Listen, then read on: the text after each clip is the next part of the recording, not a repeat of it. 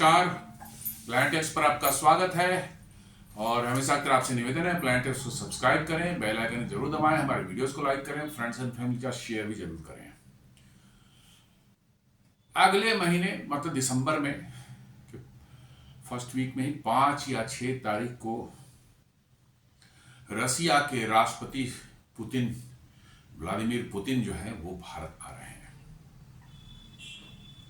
और उसके पहले एक बड़े जोर शोर से मीडिया में इधर उधर, सरकार की ओर से कुछ नहीं है बट मीडिया की तरफ से बहुत ज्यादा, सोशल मीडिया या मेन स्ट्रीम मीडिया हर तरफ से आ रही है कि भारत को रशिया ने जो है एक बहुत बड़ा ऑफर Su-57 के लिए दिया है।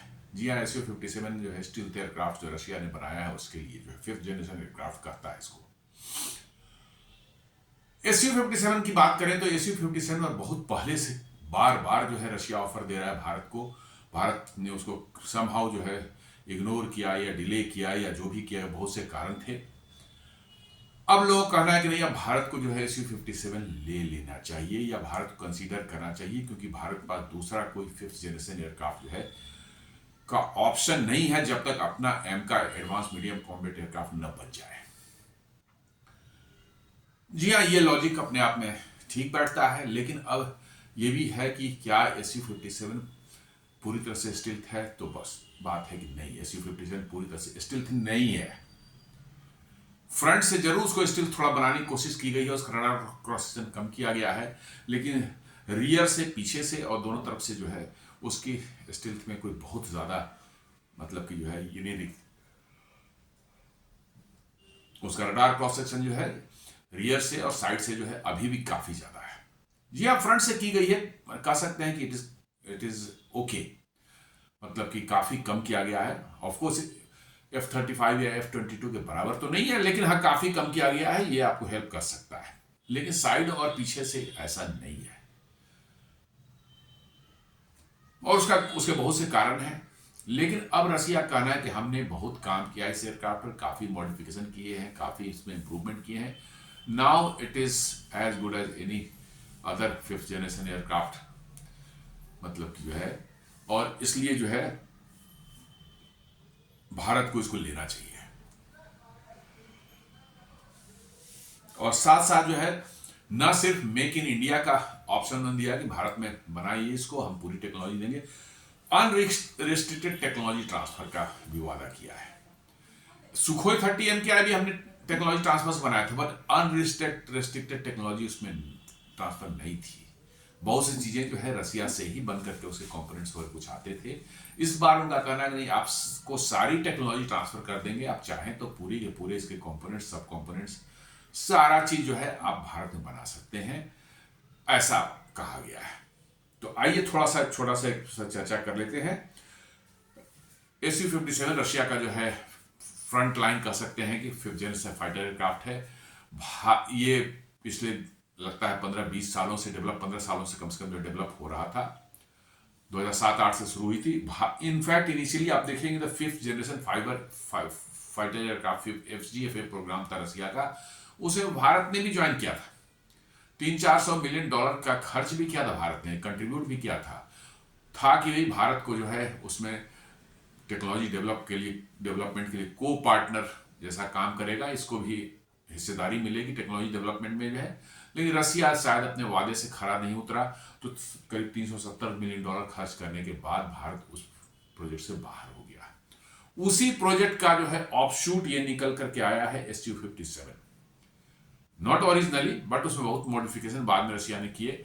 उसी प्रोजेक्ट का ऑफशूट ये निकल के आ रहा है, ये निकल के आया है Su-57। अब रसिया का समस्या है कि देखिए रशियन आर्म्स इंडस्ट्री जो है किसी जमाने में, सोवियत जमाने में, बहुत से उसके जो है खासकर ईस्टर्न ब्लॉक के जितने भी कंट्रीज थे सब रशियन, मतलब कि जो है पूरा का पूरा सेंट्रल एशियन कंट्रीज जो हैं या ईस्ट यूरोप के कंट्रीज जो हैं up to even East Germany तक, भारत भी था इधर उधर, आप ले सकते हैं अफ्रीकन कंट्रीज में लीबिया था, इजिप्ट था, बहुत से देश थे, और इधर मतलब मलेशिया, इंडोनेशिया, ये सब रशियन कैंप में ही थे, रशियन ग्रुप में ही, USSR के ग्रुप में थे, और ये सभी रशियन USSR के हथियार डिपेंड करते थे और बहुत बड़ी तादाद में जो है ये सप्लाई होते थे। उस समय यूएसआर के इनकम का यही दो साधन थे, तेल और आर्म्स, और कुछ नहीं था उनका। लेकिन अब धीरे धीरे जो है मामला बदल गया है। अब बहुत से देश जो है, भारत भी जो है अब ज़्यादातर वेस्टर्न आर्म्स ले रहा है। आप देखेंगे अदर कंट्रीज भी जो है, मलेशिया, इंडोनेशिया, ये सब भी जो है राफेल वगैरह ले रहे हैं, खरीद रहे हैं। मिडिल ईस्ट तो पहले से अमेरिकन बोलेगा था। अफ्रीकन कंट्रीज भी जो है, इजिप्ट वगैरह जो है, अब वो राफेल वगैरह ले रहे हैं वेस्टर्न देशों के जो है। तो इससे रसिया के आर्म्स इंडस्ट्री को काफ़ी झटका लगा है और उनको उनकी फाइनेंशियल कंडीशन बहुत अच्छी नहीं है। और नए प्रोजेक्ट्स में पैसे लगाने के लिए, नए डेवलपमेंट के लिए पैसे की जरूरत होती है। इसलिए रसिया डेस्परेटली चाह रहा है SU-57 को बेचना। SU-30 MKI उनका जो भारत के पास में SU-30 मॉडल का बहुत बिका है। It is one of the most successful aircraft ever made by the Russians. लेकिन उसी का अपग्रेडेड वर्जन उन्होंने SU-35 बनाया। वर्चुअली उसको चीन ने थोड़ा सा 30-35 एयरक्राफ्ट खरीदे थे, उसके अलावा किसी ने नहीं खरीदा उसमें, because it was nothing new. कुछ एवियनिक्स चेंज कर दिया, कुछ रडार में AES रडार लगा दिया, यही सब करके जो है। अदरवाइज बेसिकली वो SU-30 ही है। इंजन शायद AL-31F के बदले AL-41 उन्होंने लगाया है, थोड़ा सा ज़्यादा पावर उसमें है, लेकिन कोई खास नहीं था, इसलिए किसी भी देश ने नहीं खरीदा उसको। इसलिए भारत को भी उन्होंने ऑफर किया, भारत ने कहा नहीं, हमारे पास हमने मॉडिफाई कर लिया है, इसको जो है अपग्रेड कर लिया है SU-30 MKI को, it is enough for us. अब रसिया डेस्परेटली जो है SU-57 को बेचना चाह रहे, क्योंकि SU-57 क्या कोई ग्राहक नहीं मिलता है। तो रसिया के लिए इस प्रोग्राम को आगे चला पाना और उसको फर्दर एडवांसमेंट या मॉडिफिकेशन करना बहुत मुश्किल होने वाली है, क्योंकि पैसे रसिया के पास भी रसिया कोई है, अच्छी इकोनॉमी है, लेकिन बहुत बड़ी इकोनॉमी नहीं है। और खासकर यूक्रेन वार में इन्वॉल्व होने के बाद उनकी इकोनॉमी बहुत बुरी तरह जकड़ी हुई है, उनको ज़्यादा फ्लेक्सिबिलिटी नहीं है। इसलिए भारत के साथ वो चाहते हैं कि ये डील हो जाए, ताकि उनको एक समझिए कि ऑक्सीजन बीच में मिल सके। तो आइए देखते हैं, Russia offers SU-57 jets with unrestricted technology transfer ahead of Putin December visit. जी हाँ, ये न्यूज आ रहा है, the week news. The week बहुत फेमस जो है इंटरनेशनल, मतलब कि जो है ये है, क्या कहते हैं, मैगजीन है, उसने छापा है। Russia ships out 5th generation fighter SU-57 to mystery foreign client, it was pitched to India too. एक और न्यूज बता रहा है कि रसिया ने किसी एक अननोन देश को जो है SU-57 फाइटर एयरक्राफ्ट भेजा है। कौन सा देश है, क्या है, कुछ नहीं मालूम है। लेकिन खैर उससे हमें मतलब नहीं, हमें जाना चाहिए कि भाई रसिया जो है ऑफर कर रहा है SU-57 वर्सन जो उसका है, वो भारत को not only make in India but unrestricted technology transfer ahead of Putin's December visit. अब देखना है क्या होता है उसके पुतिन के विजिट के दौरान। जो है अभी जो है दुबई में एयर शो जो हुआ है, उसमें भी रसिया ने जो है SU-57 जो एयरक्राफ्ट है उसके जो उसमें अपग्रेडेशन जो उन्होंने बहुत से किए हैं, उसके साथ जो इन्होंने भेजा था अपने एयरक्राफ्ट वहां पर, जहां पर इन्होंने दिखाया है कि इंटरनल बे में कैसे आप लगा से, इंटरनल बे को उन्होंने डिस्प्ले किया जिसमें मिसाइल्स लगे हुए थे, और दिखाया गया कि कितने मिसाइल्स आप लगा सकते हैं और कितने वैरायटी के मिसाइल आप लगा सकते हैं। जी हाँ, 5th जनरेशन एयरक्राफ्ट साथ में ये प्रॉब्लम है कि इंटरनल बे में सारे इक्विपमेंट हथियार लगते हैं, इसके कारण बहुत कम हथियार लग पाते हैं उसमें। तो इसमें जैसा दिख रहा है इसके 6 मैंने मिसाइल जो इसमें आराम से लग सकते हैं, और रेस्ट जो है यदि आप विंग्स पर लगाना चाहेंगे तो फिर इसकी स्टिल्थ कैरेक्टरिस्टिक खत्म हो जाएगी। जी हाँ, विंग्स पर जैसे ही आप लगाएंगे ये नॉन स्टिल्थ हो जाएगा, इसलिए जो है स्टिल्थ मोड में उड़ाना है तो आपको इंटरनल बे में ही लगाना पड़ेगा। तो ये उन्होंने डिमॉन्स्ट्रेट किया है। साथ में जो है एक बड़ा प्रॉब्लम थी इंजन के नोजल को लेकर के, उस पर भी दिखा है कि उन्होंने कुछ काम किया है, इंजन उसमें मॉडिफिकेशन किए हैं, ताकि जो है उसका पीछे से रियर में से जो उसका क्रॉस सेक्शन है, खासकर जो है इंफ्रारेड थर्मल क्रॉस सेक्शन जो सिग्नेचर होती है, उसको रिड्यूस करने की कोशिश की गई है। जी हाँ, SU-57 का जो है आपको नोजल जो इंजन का जो देखेंगे वो बिल्कुल बाहर निकला हुआ है। इनफैक्ट रसिया के सभी एयरक्राफ्ट में ये होते हैं, एयरक्राफ्ट के इंजन के नोजल जो बिल्कुल एयरक्राफ्ट की बॉडी से बाहर निकला आता है। जबकि आप देखेंगे इसमें F-22 अमेरिका का जो है वो बॉडी के अंदर में ही, बॉडी जस्ट एज पर जो है वो नोजल है, वो भी रेक्टेंगुलर नोजल है, 2 डायमेंशनल थ्रस्ट वेक्टरिंग उसमें दी हुई है ऐसे ऐसे करने के लिए जो है, ताकि उसको मैन्युवरेबिलिटी तेजी से मिल सके। रसिया में 3 डायमेंशनल मतलब कि जो है थ्रस्ट वेक्टरिंग तो है, लेकिन प्रॉब्लम यह है कि उससे आपका थर्मल सिग्नेचर बहुत बढ़ जाता है और इंफ्रारेड हीट सीकिंग मिसाइल के लिए आप इजी टारगेट बन जाते हैं। तो आपको स्टील्थ में न सिर्फ रडार को आपको चकमा देना है, रडार से बचना है, बट रादर इंफ्रारेड सिग्नेचर्स भी जो आपके जो है थर्मल सिग्नेचर भी वो भी बहुत कम होने चाहिए। आप जो हॉट एयर जो एग्जॉस्ट करते हैं इंजन से जो है उसको पहले कूल डाउन करने की मैकेनिज्म होनी चाहिए, ताकि हॉट एयर जब निकले तो उसका टेम्परेचर जो उतना ज्यादा ना हो। तो ये सब के कारण जो है रसिया ने उसमें कुछ मॉडिफिकेशन किए, वो भी उन्होंने अभी दुबई एयर शो में दिखाया है, भैया जो प्रॉब्लम थी हमने उसको दूर किया है। अब लेट अस सी कि आगे क्या होता है। तो यही कहा कि व्लादिमीर पुतिन जो है आ रहे हैं 5-6 तारीख को जो है, और उन्होंने रसिया ने जो है इन्हांस किया है अपने प्रपोजल के Su-57E export variant of Su-57 फेलॉन। जी हाँ, ओरिजिनली रशिया जो यूज करता है Su-57 फेलॉन बोलते हैं, उसका एक्सपोर्ट वेरिएंट जो है उन्होंने बनाया Su-57E, और इसमें अनरिस्ट्रिक्टेड टेक्नोलॉजी ट्रांसफर दिया है, full technology transfer technology, critical access to critical technologies such as engines, flight control software, source code, radar system and stealth coating। जी हाँ, रडार एब्जॉर्बिंग मटेरियल जो ऊपर में कोटिंग जो लगती है, रडार एब्जॉर्बिंग पेंट जो होता है, उसकी भी टेक्नोलॉजी देने की बात की है। साथ साथ जो है इंजन की टेक्नोलॉजी, साथ साथ flight control software, source code, radar system, ताकि आप अपने ओन वेपन्स भी इसके साथ इंटीग्रेट कर सकें, और फ्यूचर में कोई आप रडार बदलना चाहें या कोई भी और एवियोनिक्स चेंज करना चाहें आप खुद से कर सकते हैं।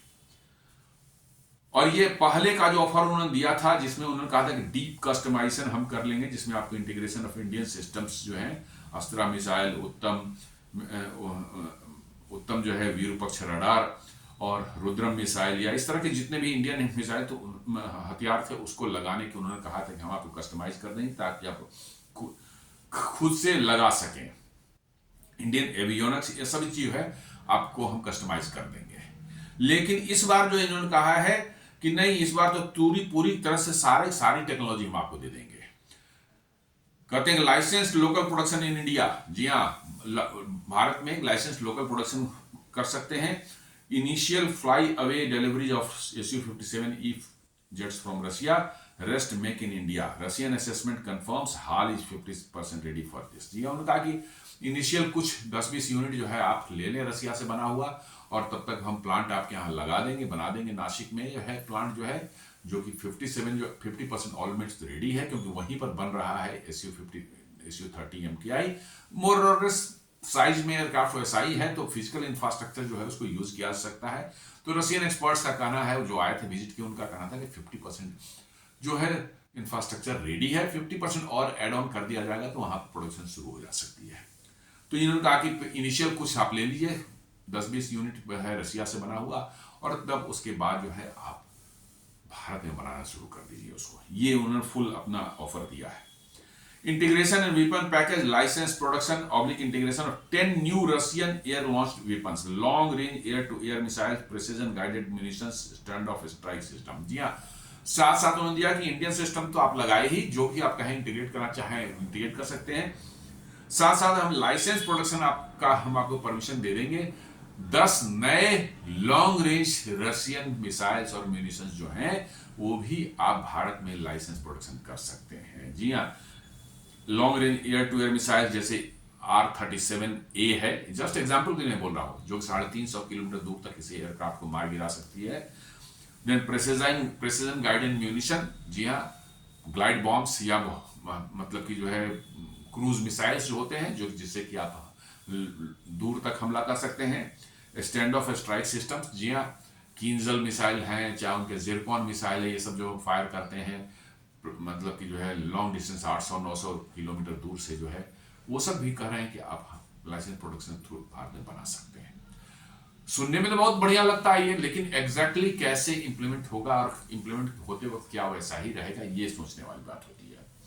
और को डेवलपमेंट सबका करने की बात कर रहे हैं, potential joint upgrades and assistance for India indigenous AMCA, कारण कि को डेवलपमेंट करते हैं हम लोग।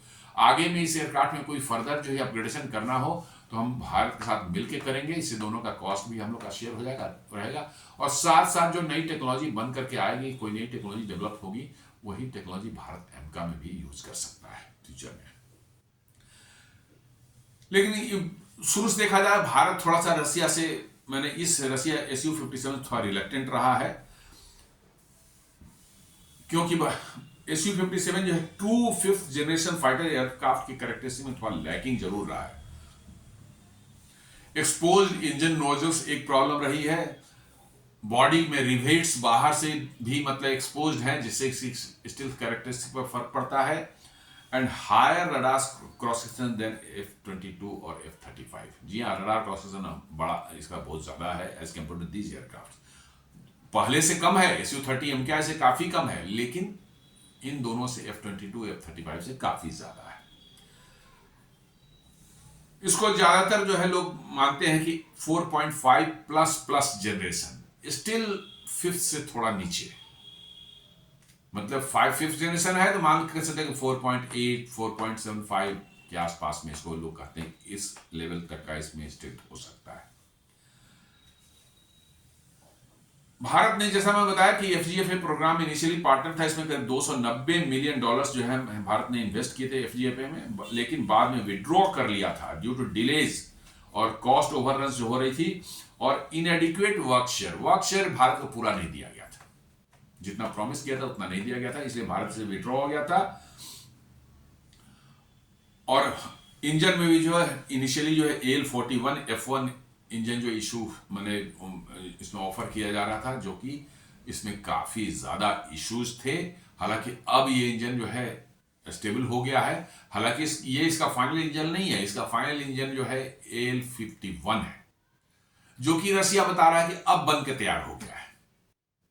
अभी तक जितने SU-57 रसिया में उड़ रहे हैं वो सब AL-41 इंजन से उड़ रहे हैं, जो कि इसका इंजन नहीं है, इसको और पावरफुल इंजन चाहिए था, वो AL-51 है। अब रसिया बोल रहा है कि हमने बना लिया है, टेस्ट हो चुका है, अब हम इसको लगा के भारत को दे सकते हैं। और भारत साथ साथ भारत जो है मतलब कि जो है यदि एमका डेवलपमेंट कर रहा है, यदि अपना फंड्स डाइवर्ट करता है SU-57 प्रोजेक्ट में, तो एमका का डेवलपमेंट भी शायद कुछ इफेक्ट हो सकता है, ये भी भारत को एक डर है। और साथ साथ जो है अभी जिस तरह के जियोपॉलिटिकल सिचुएशन बने हुए हैं, उसमें भारत यदि SU-57 साथ जाता है तो अमेरिकन कुछ लफड़ा कर ही सकते हैं। काटसा वगैरह सैंक्शन जो है जो होता है यूरोप के, अमेरिका जो करता है और यूरोपियन यूनियन जो करते हैं, ये सब हो सकता है। तो इससे भी भारत अभी थोड़ा सा बचना चाह रहा है कि उस लफड़े में अभी क्यों पड़े। एक झमेला ऑलरेडी ट्रेड वेड वाला चल रहा है, दूसरा ये काटसा वाटसा आ जाएगा तो और भी, इसलिए भारत थोड़ा सा रिलक्टेंट जरूर है इस मामले में जो है। साथ साथ जो है SU-57 कुछ फॉरेन कंपोनेंट्स भी, खासकर चाइनीज कंपोनेंट्स से इस्तेमाल करता है, ये भारत का एक कंसर्न है। कल को होकर चाइना से कॉन्फ्लिक्ट हो जाए तो क्या उन कंपोनेंट्स की सप्लाई जो है चाइना करने देगा रसिया को, क्योंकि आते तो चाइना से ही है, कल को चाइना उस पर रिस्ट्रिक्शन लगा दे, क्या होने वाला है। ये भी भारत का एक बड़ा कंसर्न रहा है कि भैया एक तो वेस्टर्न सैंक्शन और साथ साथ जो है कुछ कंपोनेंट्स जो है चाइनीज उसमें इस्तेमाल होते हैं, that is a big problem. अभी SU-57 ने उन्होंने कुछ अपग्रेड किया है इंजन में, उन्होंने जो है उसको ये किया है कि इसडेलिए 30 जिसको AL-51 F1 में इंजन भी बोला जाता है, ये रेडी हो चुका है और इसकी थ्रस्ट भी ज्यादा है, और साथ साथ जो है इसमें इन्होंने जो है आफ्टर बर्नर के साथ इसका थ्रस्ट जो है मतलब करीब करीब 146 किलोन्यूटन का हो जाता है, और इन्होंने जो है थर्मल इफिशिएंसी को जो है काफी कम किया है, थर्मल मतलब कि सिग्नेचर को काफी कम किया है, बेटर फ्यूल इफिशिएंसी है, सुपर मतलब कि सुपर क्रूज इंप्रूवमेंट भाई, बिना आफ्टर बर्नर के आप एयरक्राफ्ट को ये सुपरसोनिक स्पीड में उड़ा सकता है, ऐसा उन्होंने क्लेम किया है। और साथ साथ थर्मल सिग्नेचर कम होने का इसका रडार सिग्नेचर भी शायद कम होगा। अब दूसरा एक इंजन था नोजल, नोजल एकदम बिल्कुल बाहर निकला हुआ है और हॉट रहता है नोजल उस समय जो है, इसलिए आपका थर्मल सिग्नेचर बहुत ज़्यादा हो जाता है। इस बार उन्होंने जो है नोजल को शायद बॉडी के अंदर ही एम्बेड किया है कि बाहर से नहीं दिखेगा, सिर्फ पीछे से आप देखेंगे तो उसके नोजल जो है रेक्टेंगुलर शेप का, जैसे F-22 में है, वो ऐसे ऐसे जो है थ्रस्ट वेक्टरिंग के लिए शायद 2D थ्रस्ट वेक्टरिंग, 3D इसमें नहीं हो सकता। तो इससे क्या होता है कि जब इंजन अंदर छुप जाता है तो आपका थर्मल सिग्नेचर भी जो है कम हो जाती है बाहर के लिए, क्योंकि पूरा हॉट सेक्शन जो है उसका जो है नोजल जो है बाहर निकला रहता है, बहुत हीटेड रहता है, वो अंदर छुपा दिया जाता है, उसको कोटिंग कर दी जाती है कि बाहर से हीट न जाए। इससे क्या होता है, बहुत थर्मल सिग्नेचर घट जाता है। तो ये रसिया ने किया है, ये अभी इन्होंने दिखाया कहाँ, दुबई में, मैंने एयर शो में जो है। स्टील्थ में भी कुछ इन्हांसमेंट किया है उन्होंने, नए रडार एब्जॉर्बिंग मटेरियल्स डेवलप किए हैं, वो अप्लाई किया गया है एज रडार एब्जॉर्बिंग पेंट। और इससे उनका कहना है कि हमारा स्टील्थ रियर से भी कम हुआ है, नोजल वगैरह में को हमने इंप्रूव किया इससे, और AL-51 इंजन ज़्यादा इफिशियंट है, ज़्यादा हीट भी नहीं उतना जनरेट करता। और साथ साथ जो है हमने जो रडार एब्जॉर्बिंग मटेरियल नए डेवलप की, इसकी वजह से जो है हमारा ओवरऑल जो है साइड का भी जो है हमारा स्टील्थ कैरेक्टरिस्टिक बढ़ा है, रडार सिग्नेचर बड़ा कम हुआ है, ये इन्होंने बताया है अभी। और वीपन और एवियोनिक्स में भी जो है काफ़ी उन्होंने इम्प्रूवमेंट किए हैं। इसमें जो है नए नए कुछ सिस्टम जो कि नहीं ये जो उन्होंने अपना इंटरनल वेपन बे को डिस्प्ले किया, जिसमें कि आप दिखाया उन्होंने कि कैसे आप डिफरेंट टाइप के जो है अलग अलग तरह के जो है मिसाइल्स या म्यूनिशंस इसमें जो है आप ले जा सकते हैं अटैक करने के लिए, जो है ये डिस्प्ले किया गया इस बार पूरी तरह से जो है रसिया में। इंटरनल वेपन बे में फिटेड रडार फिटेड थे और उसको खोल कर उन्होंने डिस्प्ले किया, तो ये उन्होंने दिखाया है साथ साथ जो है। और Su-57M इसको बोल रहे हैं मॉडर्नाइज वेरिएंस, जो उन्होंने डिस्प्ले किया है इस सब इंप्रूवमेंट के बाद में। अब कहना है उनका कि भैया ये इसकी stealth characteristic much better than earlier. अब देखना होगा कि एग्जैक्टली कितना है, क्लेम तो कर रहे हैं वो, कितना इसमें उनका क्लेम सही है वो देखने वाली बात है। लेकिन अब भारत क्या कर सकता है, मतलब कि जो है रसिया ऑफर तो बहुत देता है, जी हाँ, और उस ऑफर में काफी फ्लेक्सिबिलिटी रहती है। अमेरिका के साथ आप कुछ लेते हैं तो बहुत से रेस्ट्रिक्शंस हैं, आप ये नहीं कर सकते, उसके अगेंस्ट नहीं यूज कर सकते, इसको यहां नहीं यूज कर सकते, इस सिचुएशन नहीं यूज कर सकते। रसिया के साथ ये फ्लेक्सिबिलिटी आपको रहती है कि भैया आप लीजिए, खरीदिए, जैसे मर्जी इसको इस्तेमाल करना है कीजिए, ये तो है ही। और इसको फर्दर कोई बताने की जरूरत नहीं है कि रसिया के साथ जो है आपका जो है इन सब मामलों में मामला फिट रहता है, कोई रिस्ट्रिक्शन नहीं लगाते हैं। लेकिन कुछ अदर साइड भी है, जैसे रसिया के सप्लाई और प्रोजेक्ट्स जो हैं उसमें डिलेज एंड कॉस्ट ओवररन्स हमेशा देखा गया है।